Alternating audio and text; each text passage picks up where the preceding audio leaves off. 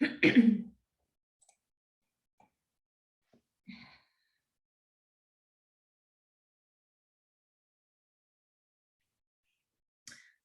to all the participants that are joining. We're just at a minute after, so we're going to let the enrollment continue to come in and we'll get started in just a minute or two. Thank you.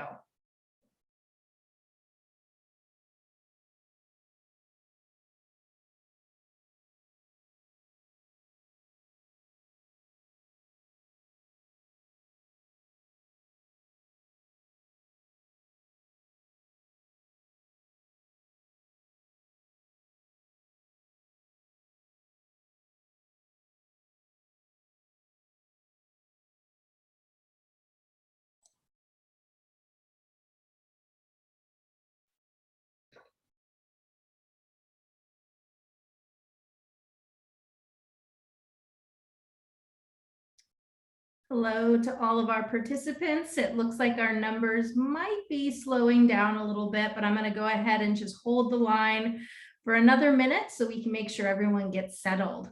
While we're waiting, be sure to turn on the closed captions if that's something that would be helpful to you, as well as open your chat box. There'll be opportunities to ask questions and engage throughout today's presentation.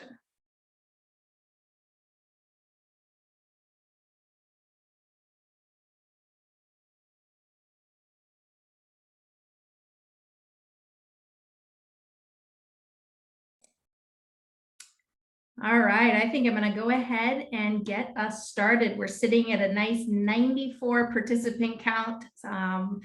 So welcome everyone. My name is Casey Arndt, and I am the Center Director for the Richardson Bay Audubon Center and Sanctuary. I'm based out of the Bay Area in California, and I'm really pleased to be on this webinar today. Just a little bit of housekeeping before we get started. Closed captions are enabled for today's presentation. So if that is something you would like to see, go ahead and turn that on. There's an option down on the menu bar on the bottom of your Zoom screen. And I see folks are already introducing themselves. That is wonderful. If you feel like it, please introduce yourself in the chat box and make sure in the to section that you have everyone highlighted so we can all see where you are calling in from. So once again, thank you so much for joining. And I am very excited to be a part of this webinar today. Access to nature and outdoor spaces is something that is personally and professionally a passion of mine. I work with students that are wheelchair users, and we're constantly looking for new ways to introduce them to the amazing world of birding. And out of my Audubon Center, we run an inclusive summer camp program, and we bring in kids of all abilities to experience all the things that Audubon values, which is nature and birds and spending time in green spaces. I have known Freya for a couple of years now in a few different roles. And as I was getting ready for today's webinar, I did some Googling, Freya, and I didn't tell you this, but I reread your wonderful Audubon article from earlier this summer. And one of the things that really struck me is a quote that you put in there. And I'm going to read it for all those on the call. There is no certification required to be a birder, and no one is going to check your credentials to ensure you're qualified. And that rings so true for me. And birding is something that everyone can do. And giving access to everyone to experience the joy of birds is so important. And so with that, I'm going to go ahead and mute myself and have Freya take over. I'm really excited to hear what you have to share with us today, Freya. Welcome. Thanks so much, Casey. Hi, everybody. My name's Freya McGregor. My pronouns are she, her, hers. Thank you, Casey. That was really kind of you. That article, by the way, if you're interested, it's about redefining birding. And if you're interested in that, hopefully someone can stick it in the chat, or I will get to that a bit later. I can't stick things in the chat and talk very well at the same time, but I'm really glad to be here today. Big thank you to National Audubon. There's so many folks at National Audubon who've been helping birdability from the very beginning, and including today, letting us use the Zoom webinar platform, amplifying Birdability Week. It's Birdability Week. If you didn't know, happy Birdability Week. We're really excited about this, and I don't want to mention everyone at National Audubon by name who's helped us in case I forget someone. So thank you, folks. I would like to do a little quick land acknowledgement. A lot of the work that Birdability does happens on Muskogee Creek land, now known as Alabama. Many of the Muskogee people were forcibly removed by the US government to what was then Indian Territory, but there are still Muskogee people today in Alabama. And I would like to extend my gratitude and appreciation for their stewardship of the land that I live, work, and go birding on. I'm so glad you all have introduced yourself in the chat. Please keep chatting, especially if you have a disability or another health concern. We definitely love to hear your perspective about anything I have to say, anything that rings true for you, or maybe you've got a different experience. Please go ahead and stick that in the chat. That's really cool. And we definitely have time for questions. So this webinar was advertised for 1 hour, but actually we've got an hour and a half. So we're going to have plenty of time to have questions at the end. So please stick around if you have questions, or if you'd like to just keep hanging out and learning. Another apology, we did advertise that we would have an American Sign Language interpreter today. Seems like we got something wrong there. We thought we did, but we don't. So I'm really sorry if you were expecting to have an ASL interpreter. That it's really disappointing to me. I hope it's not disappointing to anybody else, but the closed captions are there, so hopefully that works okay for you. All right, I'm going to share my screen and jump right into this. So hopefully you know that right now you're in this presentation. Accessibility for me, what makes a birding location truly accessible? I'm the Birdability Coordinator and Occupational Therapist. I'm the only staff at Birdability, and if you're not familiar with our work, I'm really glad you're here today as well. So as I mentioned, it's Birdability Week. We're on Wednesday of 7 days. So if you haven't signed up for any more events, I encourage you to do so. Particularly the the Good Idea for Birding panel tomorrow night. That's going to be really, really interesting. The two panels and this webinar are being recorded, so you can catch up with any of them on our YouTube channel later on if you aren't able to attend in person. I also want to mention the Birdability Big Sit on Saturday. You can pledge to sponsor the whole team nuthatch, or just one of the birders with access challenges who'll be looking for birds and listening for birds around the US on Saturday morning, helping fundraise to support our work. So if you'd like to do that, there's more information about that on our website. And again, if you're new to Birdability, we're a brand new nonprofit. We just got started this year. And through education, outreach, and advocacy, Birdability works to ensure the birding community and the outdoors are welcoming, inclusive, safe, and accessible for everybody. We focus specifically on people who have disabilities and other health concerns because we believe that birding is for everybody. So this presentation, what is this knowledge going to be useful for? Well, I hope it's going to be useful for you for a few different reasons. I hope it will help you hold accessible bird outings. I hope it will make you a more welcoming and inclusive birder. I hope it will help you contribute to the Birdability Map, and I'm going to talk a little bit more about that in a minute. It might help you go birding with a disabled friend, or advocate for accessibility improvements in your own community.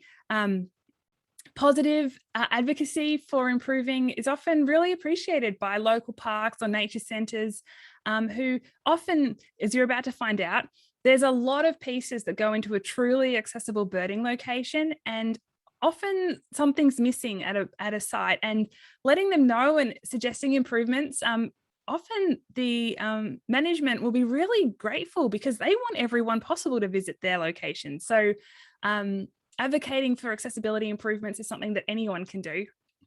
And I think this is going to be useful because you're a citizen of the world. And I think this stuff is just good stuff to know. So Virginia Rose is the Birdability founder, and she's a manual wheelchair user. And she says, no one can predict what an individual with an accessibility challenge can or cannot do. This is really important because we can make educated guesses sometimes, but as bystanders, you don't really know. But even the folks with access challenge may not know what they can do until they try, or perhaps until they try a couple of times. And I just want to make sure that we're thinking about this when we're talking about physical accessibility of birding locations. So the Birdability Map is another thing that we work with National Audubon on. It's really cool. It's crowdsourced. You can contribute to it, and I really hope you will after today. You might feel a little more confident in doing so. It covers the world, as you can see. As you may also be able to see, there's a lot of pins in the US, which is fantastic. Yes, that is an Australian accent I have. No, there are no pins in Australia. Yes, that is a little embarrassing for me. I hope we can rectify that soon. And I saw someone in the chat from Melbourne, so special shout out to you. I'm from Melbourne originally. But anywhere in the world that is a reasonably accessible birding location, we want to see pinned on the Birdability Map.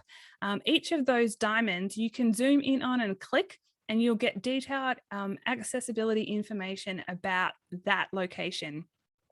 To submit to the Birdability Map, you just answer a series of questions. You don't have to make judgment calls about if someone who's a wheelchair user, for example, could they manage that thing? Don't make those judgment calls. You don't know them. There's all kinds of reasons that they might or might not be able to do that thing. Just observe and report on what is there, and let the person make their own mind up when they come to reading it. So we want reasonably accessible birding locations. This is the only judgment call you have to make. But for some guidelines, is the surface concrete, asphalt, or a boardwalk? If yes, please add it to the Birdability Map. Is the trail flat and at least 3 feet or 1 meter wide? Add it to the map. Are there interpretive signs with tactile components or guide ropes to help folks who are blind or have low vision navigate independently? If yes, add it to the map. There's probably more criteria, but these are the three ones that for sure, if a birding location fits any of these, we definitely want that on the Birdability Map. And I'm going to talk more about all of these things as we go along. I just want to make another big point here that disability is diverse. We're talking about a huge group of people with very different access needs. 1 in 4 Americans has a disability, according to the US Census Bureau. And there are lots of different kinds of disabilities and other health concerns. Someone who's a wheelchair user has very different needs to someone who is totally blind, and they're going to have different needs to someone who's autistic. Each diagnosis is also diverse. Every single person with a diagnosis might have a different functional capacity. They might have other health complications going on. They're just different people with different preferences and interests. And then even some disabilities and access challenges can be diverse within one person. Day to day, someone might use a power wheelchair one day and then be happy walking the next day without any assistive device. So chronic conditions that cause chronic fatigue and chronic pain and things like that often change day to day. So it's really important to keep this in mind. We're talking about a really big group of people with this. So we're going to cover a lot of ground. So to help you submit to the Birdability Map, we have this really awesome printable checklist. You can print it and take it with you if that would help. You're going to have to add it to the computer when you get home. Please don't forget that crucial step. And we're going to go through this basically today to make sure that we cover everything and help you feel a little more confident with submitting to the Birdability Map. So the first thing, you've got to be able to get to the birding location. Public transport, bike paths and bike racks, things like that are really important. A lot of people drive. Parking, therefore, is important. And accessible parking, not handicap parking. Handicap's kind of outdated and kind of offensive for a lot of folks in the disability community these days, although that does vary by person. But a lot of places, the signs will say handicap parking. Let's just call it accessible parking.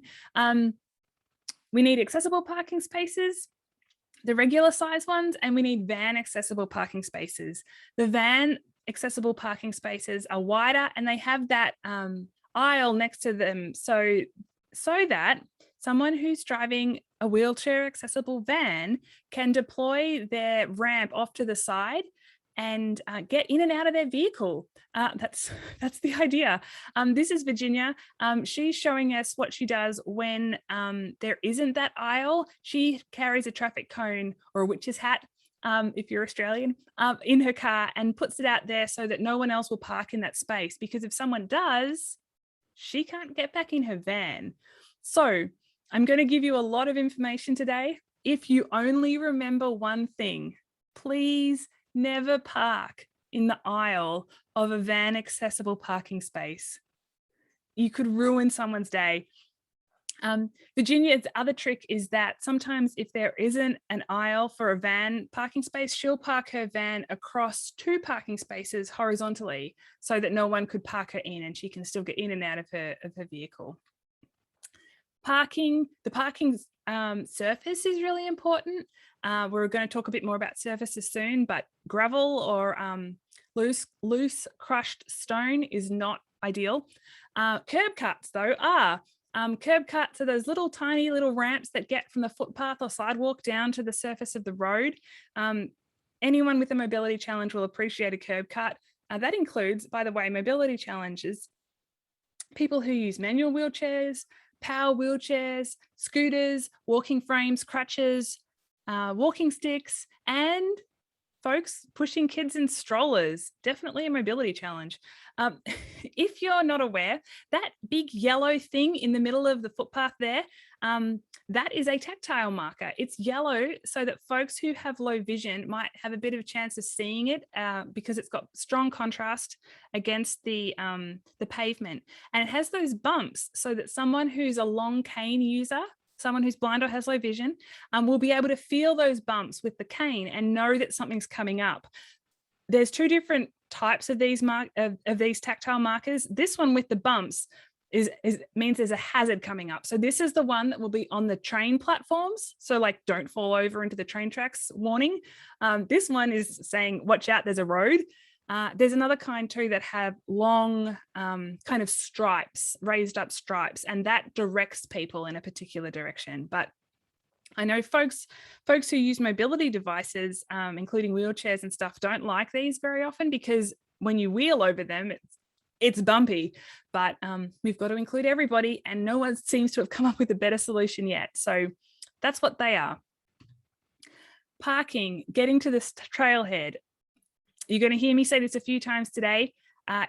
We really want paved surfaces connecting features. If you can't get from the paved surface of the parking area to the trail, that's not terribly accessible. And this trail was a lovely boardwalk, but you had to get over grass first, and that's not really ideal. There are lots of different things that might be provided at a location. I'm calling them visitor services for want of a better term, whether or not there's a visitors center. The thing is, if your location has any of these things, please tell about it. Please tell about it on your website, on the Birdability Map. Please tell about it when people arrive so they know that it's there and they can make use of it. Cabrillo National Monument had this great sign at the desk when you first showed up. They have wheelchairs to borrow. They have Braille maps. They have a park ranger who speaks ASL. Like, that's amazing.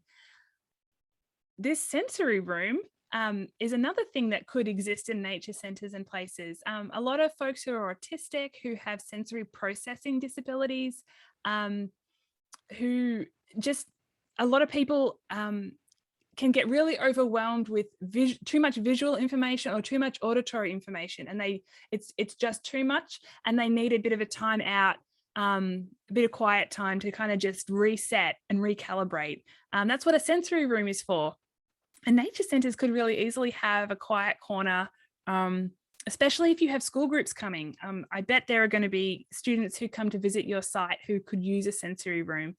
This one I found at an airport, not a birding location, I guess, although it could be. But definitely lots of sensory input at an airport. So really cool to see this sensory room right next to the bathroom. So really easy for folks to find if they needed it. You also might have seen somewhere around in public, those big round buttons that have a wheelchair symbol on them. If you whack them or push them gently, if you push them, they'll magically open a door, and they're designed so folks who have wheelchairs and stuff can get in and out of doors really easily. But like so many accessibility features, they benefit so many more people as well. People carrying a lot of stuff, people who don't want to touch surfaces because of COVID. Those big buttons are great. This one was a wave button, which was really cool, and not a button at all, a wave sensor. I hadn't seen one of those before, so that's awesome. Bathrooms. A lot of people need bathrooms for lots of different reasons. And some people need bathrooms a lot more often than others due to different health issues. And so there's a lot that goes into bathroom accessibility. I'm not going to talk about it all, but a couple of highlights. Accessible stalls and accessible portaloos are extra big so that folks with mobility devices have enough space to turn around and transfer on and off the toilet and move around as much as they need to in there. Also for folks who maybe have a carer who they need help with going to the toilet. So that's why they're so big. If you're ever involved in renting or installing a portaloo somewhere, please get the accessible portaloo.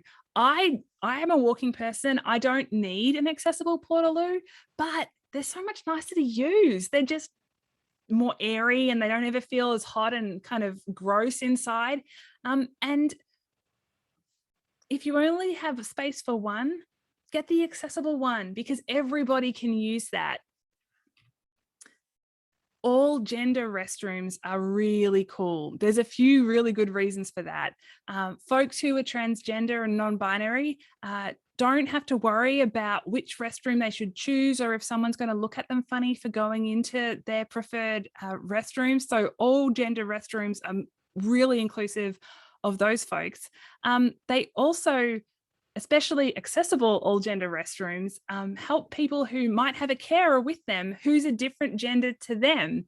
I used to take care of a young man, and I identify as female. And when we went out in public and we needed to go to the bathroom, I had to help him with going to the bathroom. If the accessible stalls were in the women's or in the men's bathrooms, like which one am I supposed to take him into? It's a little tricky. I don't know what the answer is. I just had to figure it out in the moment. So having accessible all gender restrooms are amazing. With baby changing stations, yes, please. Disabled people have babies too. The other big thing about bathrooms is that many of the features in a bathroom need to be reachable for someone who's seated, like a wheelchair user. This is Virginia. She can't reach the soap. It also looks like it's going to be a bit of effort for her to reach the taps. And I don't know about the hand dryer or the paper towels or whatever, but reach is really important. So making sure that everything in a bathroom is within reach of everyone who might be using it. And I just realized I don't know if I shared my sound. That's a mistake. I'm going to stop sharing and I'm going to reshare so that I can make sure that I share the sound because I've got a couple of videos to share with you. All right. This should work. If it doesn't, please can someone let me know in the chat and we'll do this again. Me again in the bathroom at Houston Audubon Smith Oaks. I just wanted to show you. Oops, sorry. The beauty of a hat hook or a hook for clothes that's within my reach. Yay!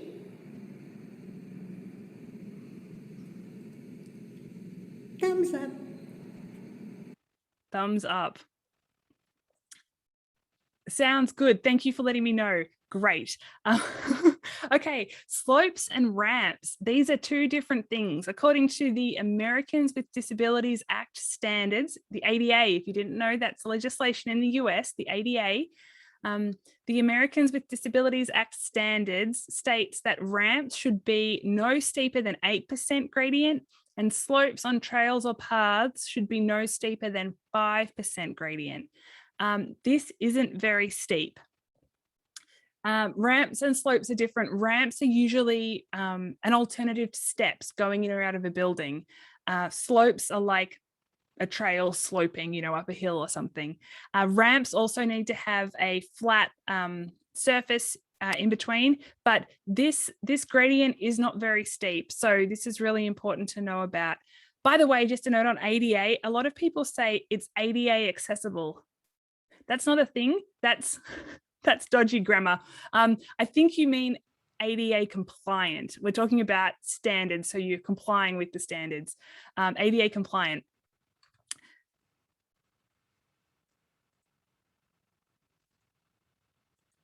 So this ramp is really long because it is ADA compliant, and it's making sure to only be going up at 8%. You can see that side picture, that side view, that's 8%. I know because I measured it. This ramp is also really long because it has those flat sections. They're really important for folks who are coming up the ramp and need a space to rest if they need a break instead of rolling backwards. And coming down as well. So that's why there's flat sections on ramps. And you might have seen ramps going in and out of buildings that are quite long and have lots of switchbacks. It's so that they're the right gradient and have those rest areas on the ramp. Trail information is really important, and knowing about the trail information ahead of time is so helpful to so many folks with access challenges. That's what we're trying to do with the Birdability Map. Many websites will just say, we have an accessible trail. That's not enough information. What do you mean? Most trails are not really as accessible as they think they are, and knowing more detail is really important. So is it when you show up at the trailhead, and having this really fantastic information is really, really useful. The length of the trail, the surface, the trail width, the gradient, and the cross slope. And the cross slope is how much of an angle you're on as you're traveling down the trail. Really, really important to people who are using mobility devices, especially wheelchairs and scooters, because if someone is on a tilt and falls, that's really bad. That's a really bad outcome. I also just want to point out that these three signs, one of them doesn't look like the other two. It's laminated paper. Not probably that sustainable in the long term, but it doesn't really matter as long as it's readable and detailed information. That's really what we want to see. So the ideal trail surfaces are concrete, asphalt, and boardwalks. This is going to be the most accessible for the most amount of people. But like anything to do with an accessible trail, if it's not maintained, it won't stay accessible. This is really important, especially boardwalks. They get holes in them. The nails can come up and the plank ends up a little bit like flicked up, trip hazard. So roots growing underneath concrete or asphalt can raise it up. So maintenance is really important. Less ideal trail surfaces are crushed stone or gravel, hard packed soil or dirt, mulch, sand, and mud. They're not as accessible because it's a lot harder to move over those surfaces. And today, I learned on Instagram, because of our Birdability Week hashtag accessibility for me, I learned that for some folks who have sensory processing difficulties, gravel or crushed stone is really not ideal because it makes such a specific sound when people walk over it, and it's really hard to deal with sometimes. Many walking people might have felt the difference, you know, through the soles of their shoes on mulch or crushed stone, but hard-packed soil like this photo here might not really seem like much of a difference. But let me tell you, that trail starts off with a concrete trail, and I was using a manual wheelchair that day. Fabulous on the concrete trail. Got onto that surface. Wow. Immediately, it was that much more difficult to propel myself. And by the end of that trail, I had someone pushing me. I was not wheelchair fit, and it was significantly harder to push myself on that surface versus concrete trail. So, okay, I'm not wheelchair fit, but not everybody has strong shoulders, or maybe they have chronic fatigue and things. And so we really want that surface to be as easy to move over as possible. Rest areas, not important for wheelchair users. They bring their own, but walking people like me with dodgy knees, folks with chronic pain and fatigue, folks who just want to have a quiet sit and just enjoy nature. We love benches. Benches are the best. I'm just going to play a little spot the difference here with y'all for these benches. There's 3 differences that I want to point out between these photos. And so I'll give you a minute in the chat to see if you can tell me what the differences are, the important accessibility differences are between these benches.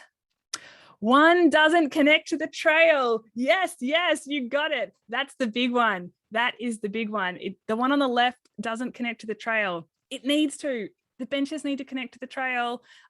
Folks with walking frames, for example, they're not going to get off the trail over the grass, which might be soggy, up on another piece of concrete to get to the bench to have a rest. Like, that's not accessible. The really funny thing about those 2 photos is that that's the same trail that's about 100 meters long. So I don't know why they got one right and the other not, but please connect things with paved surfaces.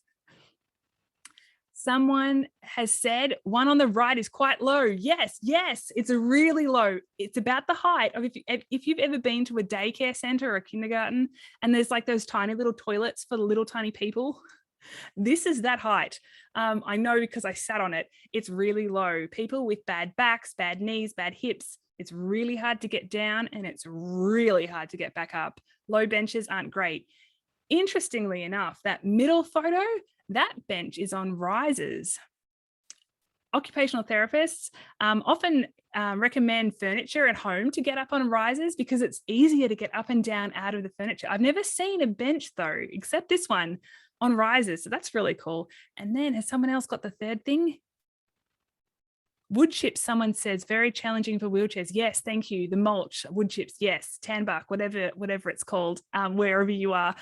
Someone else has said, arms helpful for standing. Yes, thank you. Y'all are awesome. Armrests to help you transfer from standing to seated and then to push back up on to stand again. We definitely want armrests. They're always better in this conversation. Thanks, guys. That's awesome. Another rest area. Oh, come on, slides. There we go.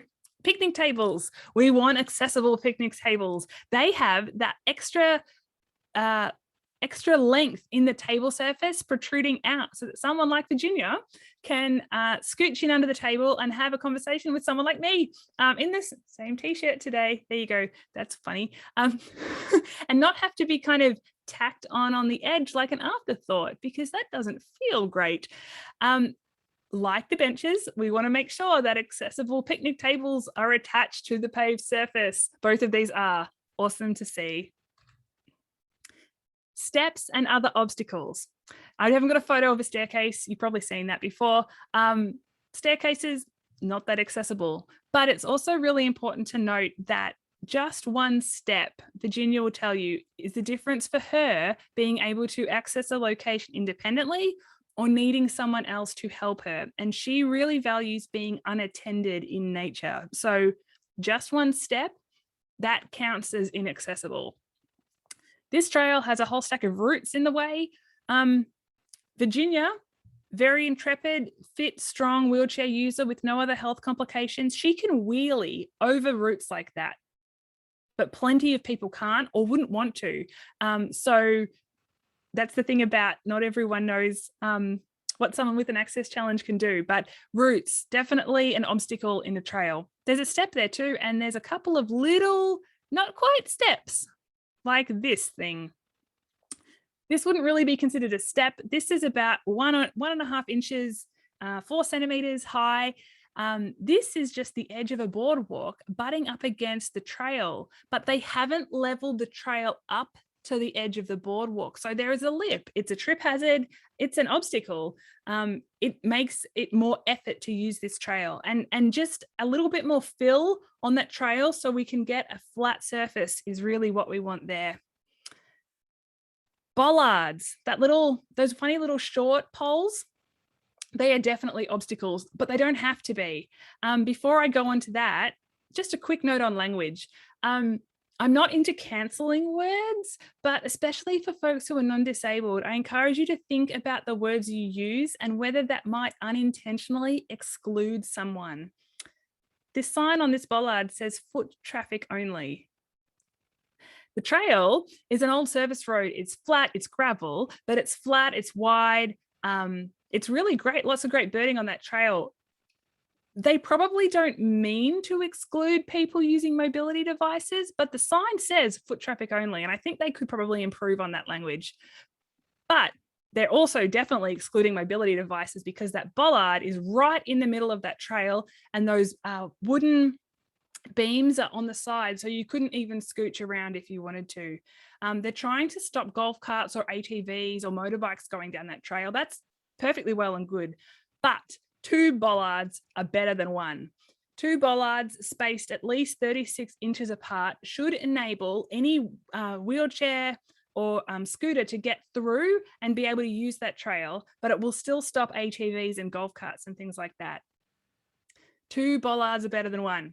Another weird situation, that's the same trail, those 2 bollard photos, but different entrances. Why did they get one right and then the other one not? I don't know, but we need to advocate for these improvements. Gates are also an obstacle. There's lots of different kinds of gates. This gate is just trying to stop cars from going down that road. Virginia can scooch under it in her manual wheelchair. Not everyone can, definitely not. Much more ideal is to have a paved, flat, wide trail going around the gate so that people can just get around the gate and get onto the trail. Railings are really important. I'm not anti-safety barrier. We need safety barriers. We don't want to fall off cliffs and stuff, but there are so many ways to make sure the railings are not obstructing the view of someone who is seated. Wheelchair users, little kids, kids in strollers, and that top railing is often really thick and often is really obstructive. It probably doesn't matter if you're just kind of cruising down the trail like la la la, but if you're looking for birds, being able to see beyond the railing is often really helpful. Railings can be built in lots of different ways. Skinny horizontal components are usually the best for making sure that people can still don't have that visual barrier. Even better is when you can remove the visual barrier entirely. And this is my favorite accessible trail. Shout out to Mammoth Cave National Park in Kentucky. Loads of birds, by the way, on this trail in spring. 2 of these sections of this barrier have been replaced with plexiglass. No visual obstruction at all. Amazing. Little kids, toddlers, people in wheelchairs, people like me having a rest from resting my knee on that bench. Fabulous. I can see everything that the standing people can see as well. That is what we want. And a bonus for railings. Hi, I'm Emerson Milam, and I'm here at my favorite birding spot, Huntley Meadows in Fairfax, Virginia. This trail is wonderfully accessible for me as a person with chronic Lyme disease and ADHD. I often find myself looking for trails that are both exciting and engaging, but also match my energy levels for the day. Otherwise, you find yourself stuck out in the woods. So this wonderful piece of equipment is an armrest. Usually by this point of the trail, I'm a little tired, my legs are kind of shaky, my binoculars are starting to feel pretty heavy. And I get to this point, and I have a wonderful little perch to steady myself, to right myself, to take a little break. It also comes in a shorter size for kids or people who are shorter. And it lets me scope out the birds, sturdy myself up, and have a really nice little break as I enjoy the birds. Really cool, right? So different kinds of railings can be used for different kinds of purposes for different kinds of people. That's awesome. Chronic Lyme disease, by the way, for MSN causes a lot of fatigue. So being able to rest some of the weight, binoculars might not seem heavy if you don't have any access challenges, but they can be really heavy for some folks. So being able to rest that weight, really cool. So features for people who are blind or have low vision. Are there any of those at your birding location? My background as an occupational therapist is in blindness and low vision services. And if you're wondering, low vision sounds really vague in regular English, but it's actually a technical term. It's the point at which glasses no longer help, basically. A lot of different eye conditions can cause low vision. And because the disability community is moving away from impairment, because that's kind of disempowering of a word, visual impairment is being used less and less. And so we can say folks who are blind or have low vision. On the right, this sign has information printed in text, and then it has Braille. Braille is a code, it's not a language. Each Braille cell represents a letter. So you can write lots of different languages in Braille. It's also worth noting, though, that of the whole big, very diverse population of folks who are blind or have low vision, most of those folks in the US and in Australia have an age-related eye condition that causes low vision. And most of those people are not learning Braille at 75 years old. So Braille is really important, but we're going to talk about an alternative as well, or a supplement to Braille. On this Braille trail, these signs are scattered along. They encourage people to reach out and feel the tree trunks and smell the pine needles. And it's really cool. There's a rope as well, so folks can guide themselves. And the really interesting thing is, although we just talked about how gravel is not ideal for someone with a mobility challenge, a bunch of folks who are blind or have low vision who use this Braille trail said they really liked the gravel because it had a different texture they could feel under their feet. That opens up a whole nother conversation about how a one-size-fits-all approach might not serve every population the best, but that's for another day. Hi, I'm Carrie. I'm one of the Massachusetts Birdability captains, and I'm here at Drumlin Farm Wildlife Sanctuary, which is one of the Massachusetts Audubon sites. And I'm on their all-persons trail, and I wanted to show you some of my favorite adaptability features and access features. I'm on the autism spectrum. I use identity first language, so I'll say that I'm autistic. One of the things that I really like on this trail is this rope, and it actually goes the length of the trail and follows this fence here.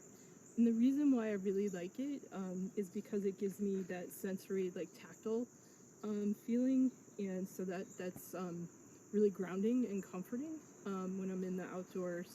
And this is also a feature that is good for people who are blind or low vision, because they can use the rope to guide themselves along the trail by themselves. The other features that I wanted to show you that I really enjoy are these birds here, and this one is a chickadee, and there's definitely chickadees around. You might be able to hear them on the video, but it's tactile, and again, it gives that sensory experience. And then below that is also a woodpecker, and I'll say right before filming this video that we just had 2 yellow-bellied sapsuckers on the trail, so there's definitely woodpeckers around. And the other thing I'll point out is that there's signage here, and it says chickadee and woodpecker. It's also written in Braille. And the last feature I wanted to show you is this block here that's along the rope. And this is something I really like. And again, it's gives nice sensory stimulation, but also a lot of autistic people will fidget or will like to use their hands and manipulate objects, and so this is something that again is really grounding when you're out on the trail, and is a nice adaptability feature. And so I wanted to thank you for listening and sharing some of the features that I like here. So that was Carrie. Hopefully some of you folks who are hearing just discovered how useful subtitles can be, because that was quite a quiet video. So hopefully you caught all that through the subtitles or the closed captions. Tactile features on signs, they can come in lots of different ways. The photo on the left is showing a sign that has big 3D models of the buildings of this location. In the middle, there's raised bumps showing someone where the whales migrate through up the west coast of the US. And on the right is a raised armadillo. It's actually quite high. It's about 1/2 inch high at the highest point, 2 centimeters. You might notice that there is some braille on the armadillo sign and on the buildings. Braille is a kind of tactile sign, but there are many other kinds of tactile features for a sign as well. So, and like a lot of this stuff, it's not just folks who are blind or have low vision that might benefit from tactile features. You just heard Kerry, who's autistic, telling us how she likes tactile features. Little kids, people with print disabilities might be able to get something out of the tactile sign, even though they can't read the sign. I like feeling stuff and learning that way. So tactile features are awesome. Speaking of interpretive signs, there's a few more things. We want really good contrast between the text and the background color, so it's as easy as possible to read. We want pavement up to the sign.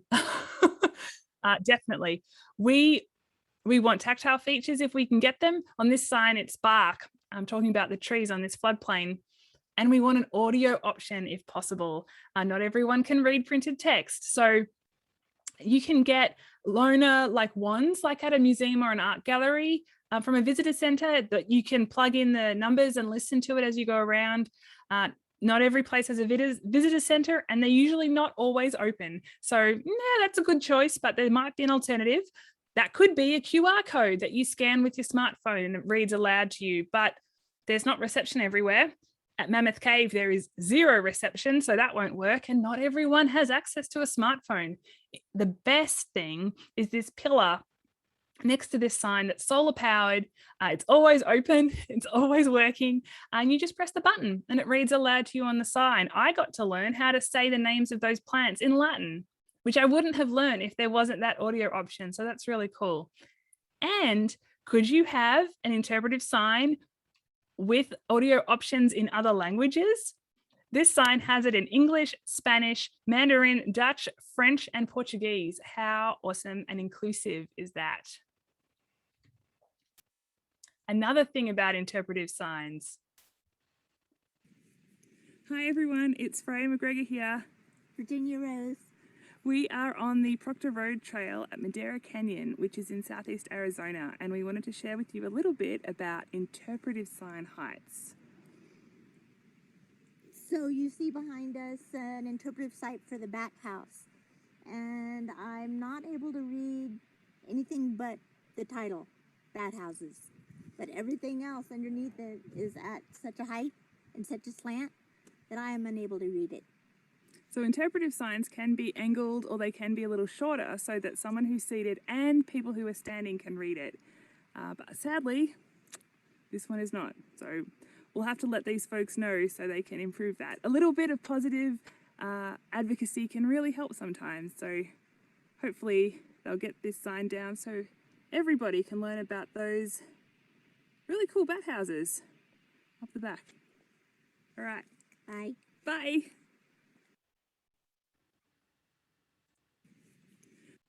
All right, bird blinds. We're getting to the end, folks. If your brain's exploding, please check out on our website. You've probably seen it across the bottom of every slide so far. Access considerations on our website. It has all this information. So if you're kind of running out of brain space, check that out. We're nearly there. There's lots of different bits that can go into an accessible bird blind. This one is an amazing example. This is actually, they call this an observation building. This one has air conditioning. So this is not, most bird blinds or bird hides, depending on where you are in the world, don't look like this, but this is what we're going for. We want bird blinds to have adequate circulation space. That means there's enough space on the floor that someone using a mobility device could do a U-turn and get themselves situated. We want movable seating. We don't want benches bolted to the floor. We want movable seating that someone coming in a wheelchair, for example, could move it out of the way and get themselves into the best position, just as much as a standing person could as well. We want no view obstructions. This this building has a whole wall of windows from floor to ceiling. It's very, very cool. The reason they can do that is because the sandhill cranes that overwinter at this wildlife refuge in Alabama, thousands of them, it's amazing. They're kind of a bit away. So the cranes aren't too bothered by, they don't see through that glass at all. Many bird blinds are much, much closer to the birds, like if they're at a feeder station or something. So they'll often have a smaller window, but if they only have them at the height of standing people, they could have them at the height of seated people too. So we definitely want to remove completely, or at least limit view obstructions and make sure anyone can see out of the bird blind. Check this out. They have, in non-COVID times, 2 scopes that are permanently mounted on these mounts. One is at the height of a standing person, one is at wheelchair height. Really cool. And they have visible interpretive signs down there on the bottom, just outside the window. Anyone can see that of the height and the tilt that the sign is at. Really, really awesome. This is what we want to see in bird blinds. Observation platforms too. This one's a fabulous one in Alabama, and it has a really, really long ramp because it's ADA compliant. It's only 8% gradient. You might notice over on the left, you can sort of just see where there's a flat part of that ramp. That's why it's so long. But there's also handrails on this ramp. So folks who need to hold on can, and not have to like drag their hand over something that looks to me like it's probably full of splinters. Now, maintenance, we talked about this a little earlier. Maintenance is really important. If you don't maintain a trail, it won't be accessible for that long. Holes in wooden boardwalks, lumpy, bumpy bits, especially this boardwalk was going through a swamp. So the poles, the pylon things had shifted over time, less ideal. Vegetation, leaves and stuff, pine needles that have dropped. This actually was thick enough on this boardwalk that someone using a mobility device would have had a real hard time getting through this. Also a bit of a safety risk if someone's walking and they have like a shuffling gait because they've got Parkinson's disease or something. We don't want this. We want these trails clear. We also, vegetation can completely remove the accessibility of a trail if it's encroaching on that otherwise very nice wide 60-inch width of that trail. You got to prune your shrubs. This story, Ronique is one of the birdability captains. She's up in Washington State, and she was out at this wildlife refuge, just randomly came across this guy in his power wheelchair. He was trying to go around this massively overgrown trail, and he got stuck. One of his wheels came off that trail. You can see there's quite a difference between the trail height and the sand, and he couldn't get back on the trail. That's really bad. It was just really good fortune that Ronique and her partner could help him get back up there. So got to prune those shrubs. And snow. Now, this may or may not be a problem where you are. In Alabama, it's not a big problem. We lived in Boston. This is a big problem. It'd be great if you could plow your trails every single time it snowed, but that's probably not realistic. What is realistic is to ask maintenance and center managers to share their plowing schedule. If trails get plowed every Monday, Wednesday, and Friday, for example, that's really valuable information to have on a website, because if it snows on Friday night and a wheelchair user wants to go to your trail on Saturday, they're probably going to be able to, well, it's not much point. I won't be able to get onto it. I'll save myself the hour drive or something like that. So maintenance and sharing about this information where people can find it easily is so important. Here's another tip about maintenance. I'm going to fast forward a couple of bits of this. If you want to watch the rest of this video, it's up on YouTube. Michael gives us a really gorgeous tour of this birding location, but I'm just, in the interest of time, I'm just going to fast forward to get to the really crucial parts. Hi, I'm Michael Herban. I'm at Highland Lake Park Reserve in Bloomington, Minnesota. Bloomington, Minnesota. Sorry, I cut him off there before I'd even finished his word. So my challenges stem from very low vision, which is caused by retinitis pigmentosa. I don't see well in low light. So when I came here in April, for example, to record the sounds of American woodcocks when they were doing their late twilight aerial display. There's not a lot you could do other than bring a really strong flashlight and make use of these good wide level trails. The other issue is there's severe tunnel vision that comes with this retinal disease. And when it comes to looking at birds, there's really nothing that any sight can do to help with that. It just takes a lot of patience and luck and a willingness to sometimes be content with just hearing a bird. The other thing with the tunnel vision, of course, though, is that it's hard to see very well down below your feet, especially when you're looking around for birds. So if there's tripping hazards, that's always a problem.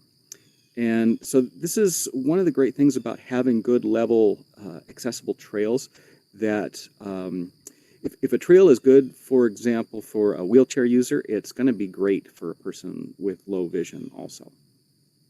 The other point that I want to emphasize is that sometimes the biggest challenge is getting to a birding site.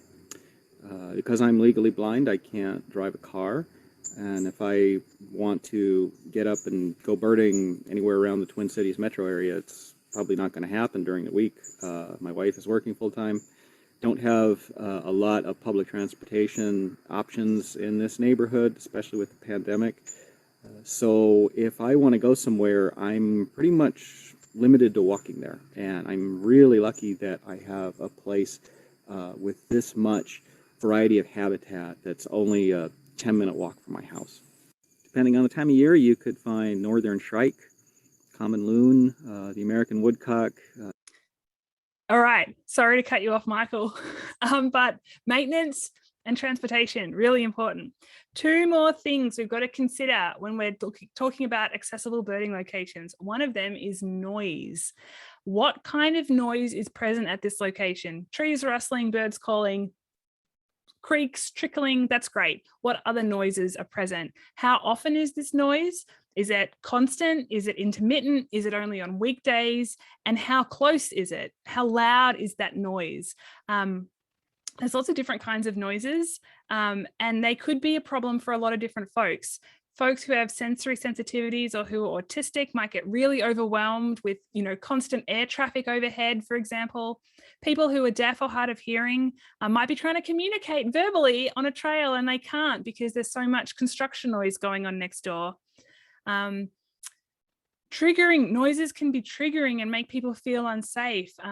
A good friend of Birdability's, Karina Newsom, she's hood naturalist on social media, shared a video just this week. She was birding at a park in Atlanta that happens to be next to a police gun range. And she shared that hearing the guns going off, she was physically safe because it was happening at the gun range, but she said it felt triggering.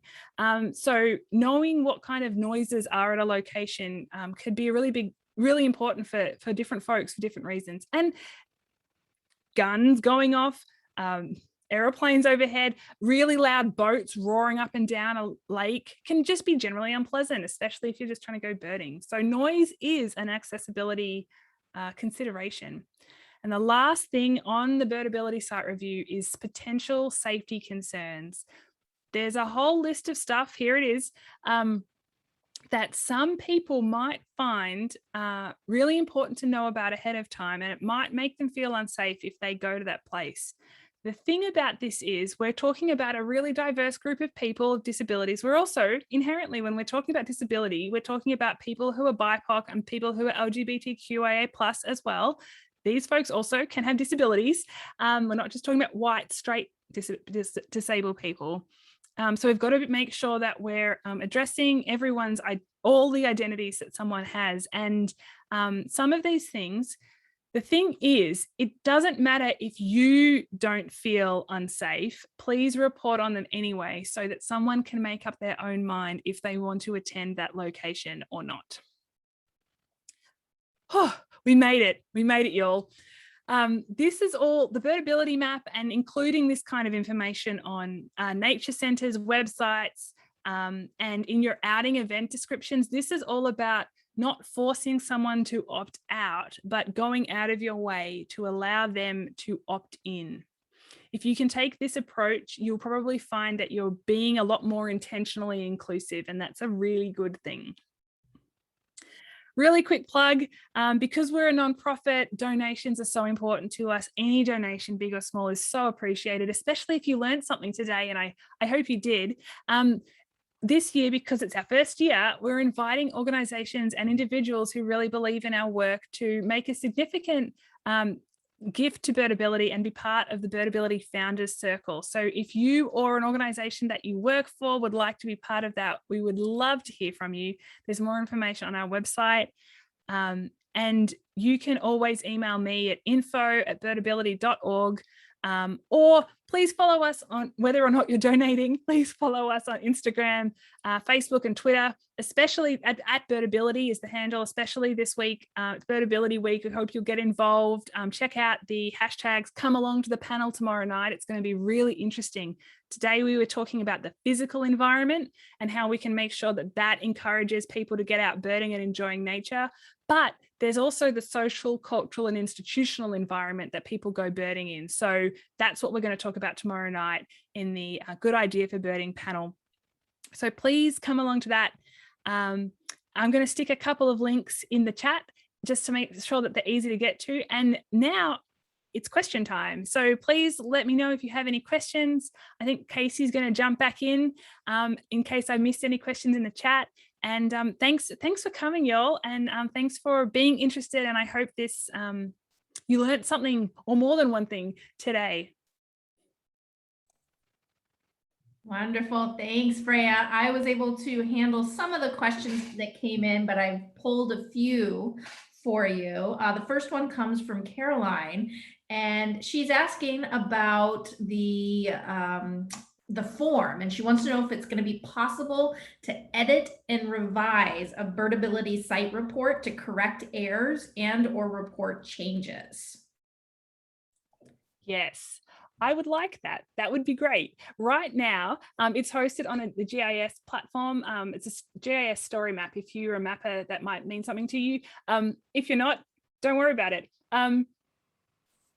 It's not possible right now is the short answer, but we would like it to be possible. So if you have any edits that you need to make, please email me and I will make sure that those edits get done. I can get to them at the back, but everyone else can't, unfortunately. I would like that, but at this point, it's not possible. Right. And then coming from Lillian, this is going back a little bit in the presentation. What language would you recommend for a sign that would include mobile devices, but exclude bikes and ATVs? Ooh, like the foot traffic only? Yeah. I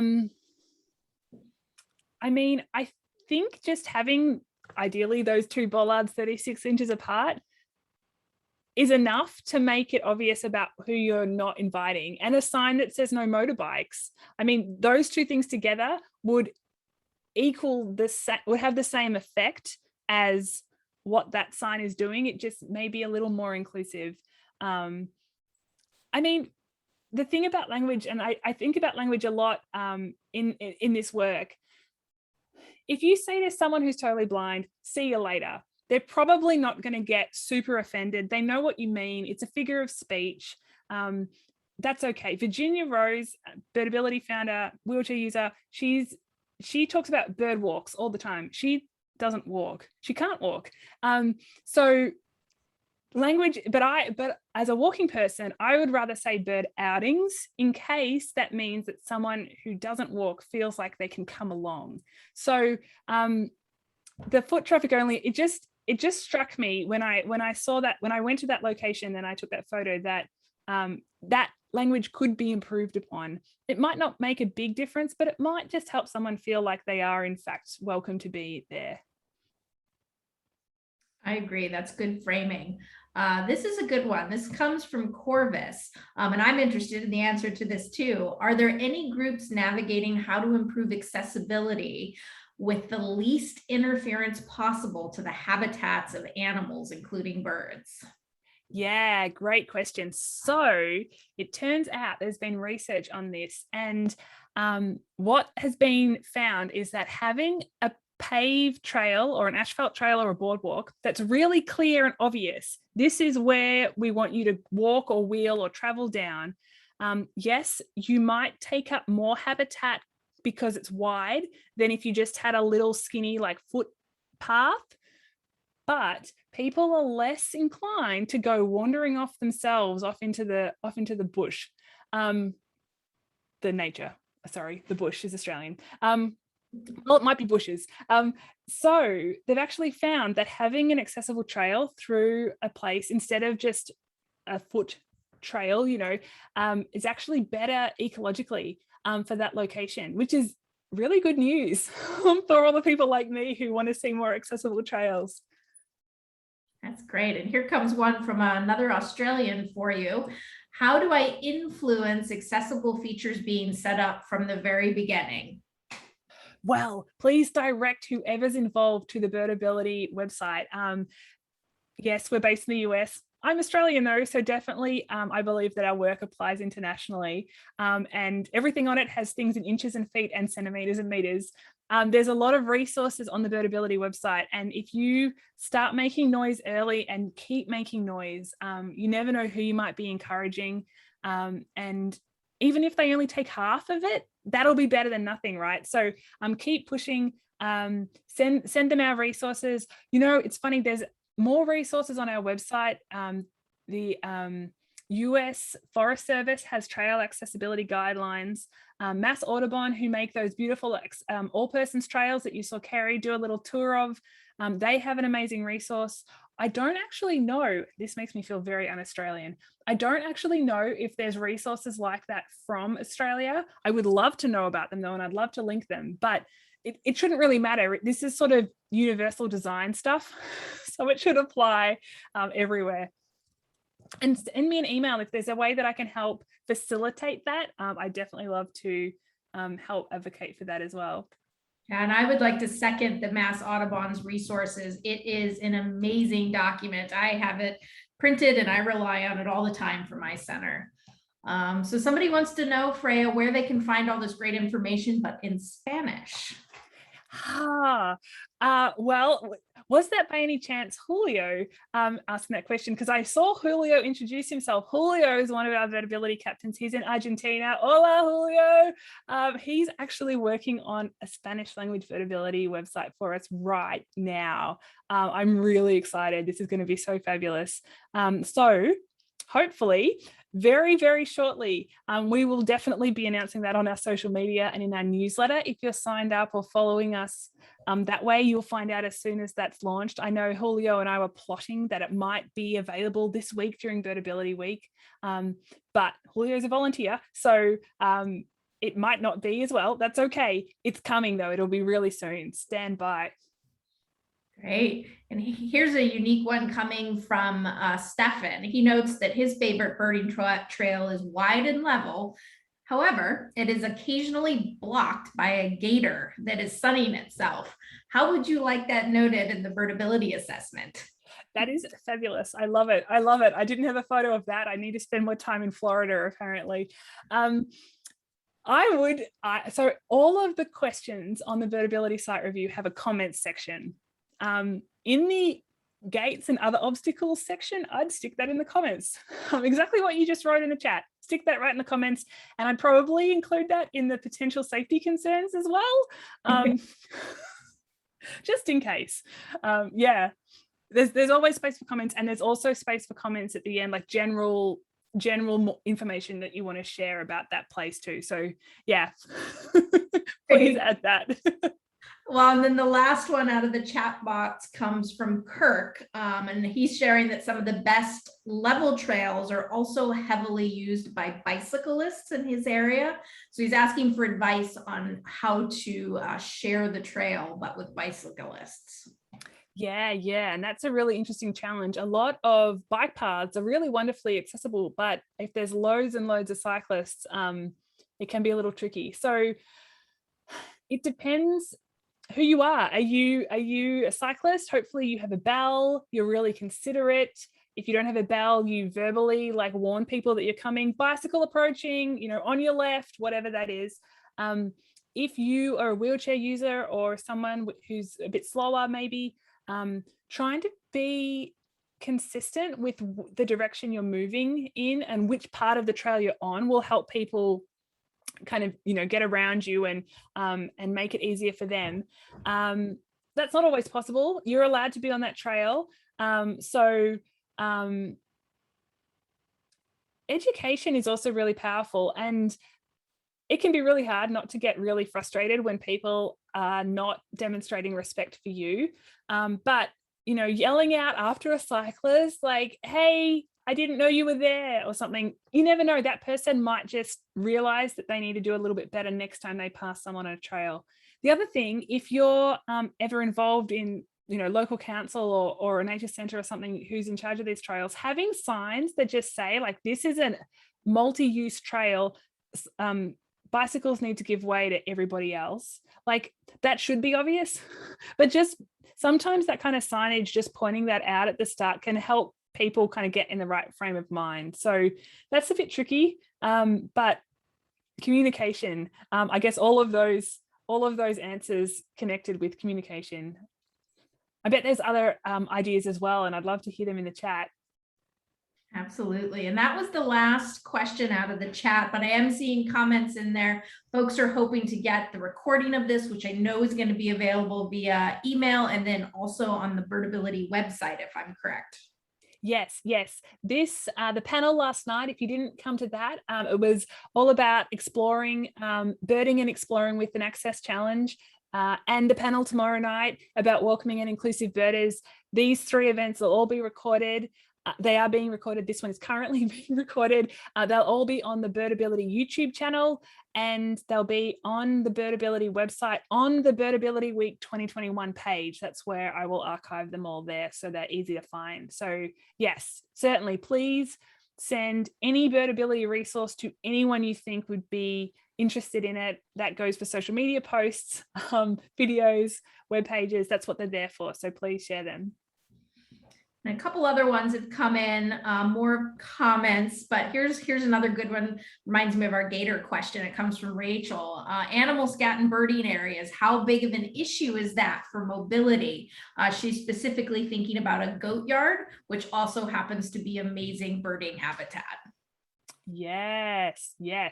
Virginia will tell you, Virginia, who's pretty intrepid and lives in Texas and has spent a lot of time trying to find mountain plovers in paddocks. She says that cow patties on your boots is one thing, but cow patties on your wheels and then on your hands is quite a different thing. Yeah, definitely. Poop, scat, it's a problem for, especially for manual wheelchair users who are self-propelling, for sure. Picking up after your dog, folks, please do that. But yeah, I don't know, it depends on the context of where you are, whether there's really much we can do about that. In your goat yard, maybe you could help with that. It depends. I mean, goat scat's pretty little, so people could probably get around that unless it's a giant pile, in which case hopefully they're not trying to travel through it. Yeah, letting people know, this thing about sharing this information too, letting people know ahead of time what's coming so that they can be prepared, or they know where they need to go or how they should get around something. That's another, it's important to do that as well. And that might be the last question. There's Corvus is just looking for advice from others. You know, there's still quite a few of us on the call. If folks have suggestions about dealing with snow, sorry, that was from Sean. And then there's just a great conversation happening there about the respect from other cyclists. Yeah, and I see Corvus has added lights. I know some folks, especially folks who use mobility devices, will sometimes wear like high visibility, like fluoro or reflective clothes or vests, just so, or they'll even have like one of those long little flags sticking up, just so they're really obvious, so people should see them well ahead of time and give them a wide berth. But yeah, as a former cyclist, I know that cyclists need a bit of work, so yeah, educating, hopefully cheerfully if you can, because you're more likely to win people over to your side. That's a good thing to do if you can. Yeah, and then a new one just came in from Lena about grant sources for anyone that would like to implement accessibility features at a nature preserve. I know of one that is more for the engagement side of things. If you work with young people, I highly recommend looking at the National Inclusion Project. Audubon received some funding from them about 7 years ago to help us reevaluate our educational programming and put everything we do with young people under the lens of accessibility. And it was a wonderful training, and that led us to be able to offer accessible programming.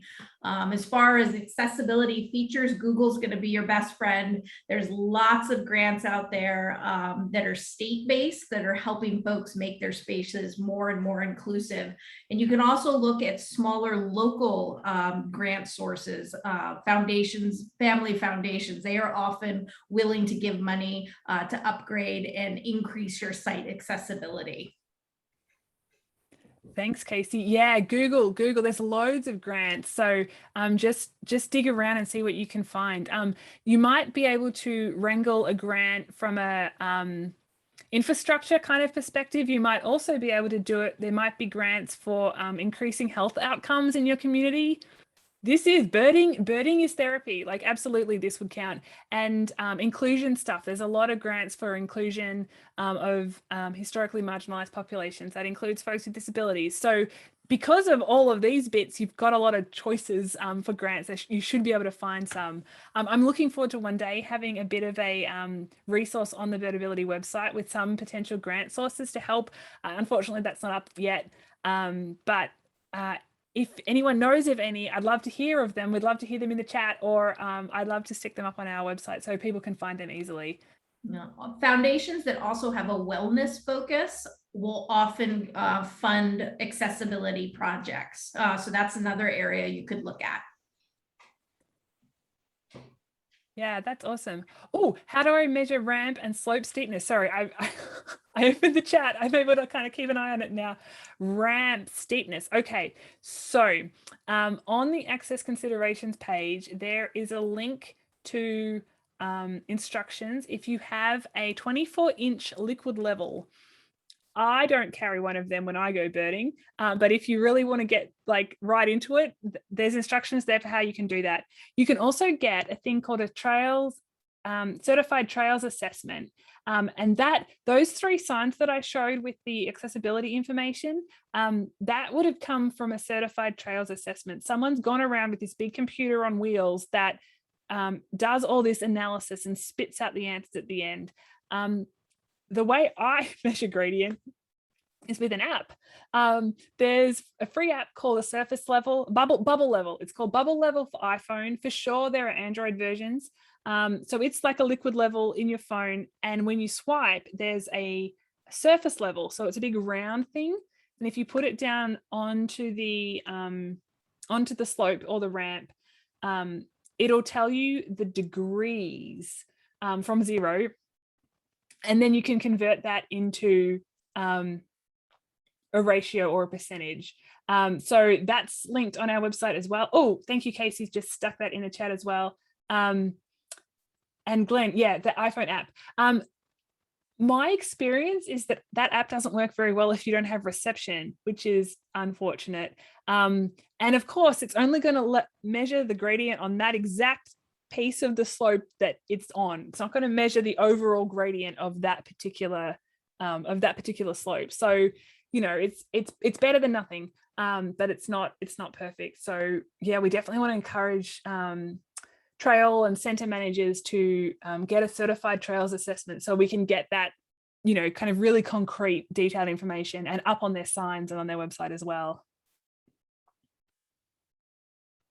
Ooh, and Barbara's just mentioned a clinometer. Clinometer? Thank you, Barbara. I'm very pleased to learn this, which is a tool used to measure angles of slope, elevation, or depression. clinometer. I'm going to have to Google one of those. I have no idea about them, so I don't know if they're expensive or not. But maybe places, you know, bigger parks and stuff, maybe they could afford to get hold of some of this equipment so that they can measure this kind of this information on a lot of their locations. Yeah, and I think we are all caught up in the chat, Freya. That's awesome. Hey, Casey, do you want to share a little bit more about some of your programs and stuff at Richardson Bay? Sure. So as I mentioned, I'm the center director out of the Audubon Center in the Bay Area, and our accessibility programming really focuses on young people. And so the first dip we made into it was deciding to make sure that our summer camp was fully inclusive of kids that had learning disabilities, moved differently, thought differently. We just wanted to make sure that they could be integrated into everything that we did for summer camp. And on the logistical side, what that looked like was hiring more staff so that we had a better ratio of adults to children. And it meant being more careful with the staff that we hired. Running an inclusive summer camp, I don't want to say that it's more work, it's just different work, and it requires a different type of staff person to work here. And so it became just part of what we do. And now every one of our summer camps is fully inclusive. And what that means is that we're basically integrating every kid that comes through our gate into every aspect. And so everybody has an opportunity to go down on the beach and search for rock crabs. We have binoculars that are adapted for kids of all abilities. And we're just thinking through everything that we do to make sure that every kid has the opportunity to fully experience summer camp. We also apply the same principles in our teen programs, and it's exactly the same. We just make sure that we are meeting the needs of every person and not just doing a standard check the box program. And so it's more of a lens and more of a thought process. I am looking at ways to make our site more accessible. You know, as a 10-acre nature preserve, it is difficult. And so it's a piece at a time for us. We started with a really affordable option, which was changing all of our bathrooms to gender neutral bathrooms. And so the only thing I had to do was buy a $5 sign and nail it into the bathrooms. And then they were all gender bathrooms. And so that was a really easy first step for us. And now every adaptation that we change at the center, we make sure that it's accessible. For example, I just changed all our doorknobs. So every doorknob at the center is now an accessible doorknob that anybody can easily enter our office and our classroom and a restroom. And so there are little things that can kind of get you started. And then I'll be tackling trails next, which is of course the most expensive part. And I will be doing a lot of Googling for grants that will help me do that. Yeah, that's super awesome. Thank you, Casey. And thank you for sharing the stages too. You don't have to it doesn't have to be an all or nothing approach. Like, it's not like you don't have to get it perfect the first time. That's awesome. You bit by bit, and anything you can do that improves on what it was is an improvement and might include just that, you know, another group of folks. So that's really cool. Thank you for sharing that. Yeah, I'm really thrilled that I didn't talk so much that we completely ran out of time. I can talk about this stuff all day. I encourage folks, if you want to come along to anything else during Birdability Week, there's lots more things happening. The other thing I should mention, I stuck all the links in the chat in one go. The Cornell Lab of Ornithology. This is a bonus for people here live because this is only available this week. And people who are still here now. The Cornell Lab of Ornithology are doing a giveaway to help us with Birdability Week and support the people who want to be more involved in access and inclusion. The link I just put in the chat, you can share your name, email address, and I think your favorite bird, and you'll go in the drawing to win access to Birds of the World, which is like this big, massive database of all of the birds across the world. Like a giant field guide, electronic field guide. They're working on the web accessibility of it, but they also told me that should be ready by next month. So if you use a screen reader software, then stand by and it'll be ready really soon. So there you go. There's a bonus. Thanks, Cornell. I need to enter that drawing too. Thanks, Casey, for sticking that in the chat about Birdability Week. And I will do another shameless plug, because as a nonprofit, donations are really important. So there's the link to donate to Birdability. Any donation, really appreciated, big or small. It all helps. It all helps us continue this work. So if you learned something today, or you'd like to support us, please consider a donation. That would be really cool. Thanks, everyone. Again, my email address is info@birdability.org. If you have any further questions, perfect. Thank you, Casey. Wow. You're all over this. And we're at Birdability on social media. Please get in touch if you need any help, or if you have a question. And thanks again, Casey. Thank you to everyone for coming. Thanks to National Audubon. And I look forward to going birding with you all one day. Thanks so much. Bye.